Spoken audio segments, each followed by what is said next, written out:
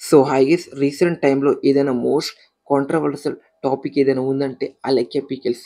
వీళ్ళు పెట్టిన ప్రైజ్‌కి, మనం చేసిన క్వెషన్స్‌కి, వీళ్ళు చెప్పిన ఆన్సర్‌కి అసలకి సంబంధం లేదు. అమ్మా నాన్న బూతులైతే తిట్టురని చెప్పొచ్చు. ముగ్గురు అమ్మాయిలైతే ఉన్నారని చెప్పొచ్చు ఫ్రెండ్స్. వీళ్ళైతే ఒక పికిల్స్ అనేది పెట్టిర్రు. యూట్యూబ్‌లో గూడా వీడియోస్ చేస్తుంటారు. ఒకడైతే అడిగిండు ఎందుకింత రేట్ ఉందే అని అడిగిండు. అమ్మా నాన్న బూతులైతే వీళ్ళు అయితే తిట్టడం అయితే జరిగిందని చెప్పొచ్చు. మనం గూడా ఒక షాప్‌కైతే వెళ్తాం. బట్టలడిగినప్పుడు సేమ్ ప్రైస్‌కి తీసుకోకుండా తగ్గించుకొని అడుగుతాం.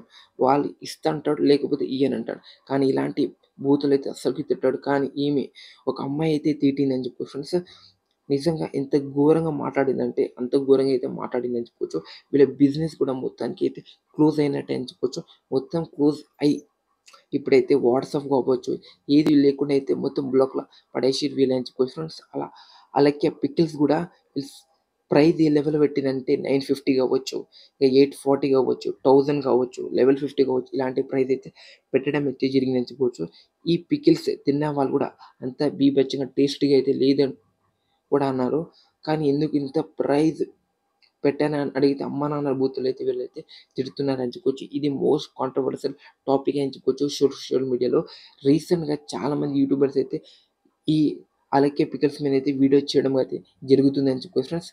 ఈ అలకే పికిల్స్ వాళ్ళైతే అసలకి వీళ్ళు యూట్యూబ్ ఛానెల్ పెట్టి గూడా ఎన్నాళ్ళు అయింది. వాళ్ళు చేసిన ఎక్స్‌పోజింగ్స్ కావచ్చు, అసలకి వాళ్ళు ముగ్గురున్నారంట. నిజంగా మొత్తం రోత అయితే సోషల్ మీడియాని మొత్తం తగలబెట్టేసిర్రని చెప్పొచ్చు వాళ్ళ పికిల్స్‌తోనే. చూడాలి మరి బిజినెస్ అయితే మొత్తానికైతే క్లోజ్ అయినట్టే.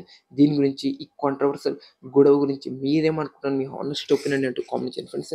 నేనైతే బిజినెస్ క్లోజ్ చేసి వేరే వ్యాపారం చేయడం బెస్ట్ అని నేనైతే అనుకుంటున్నా.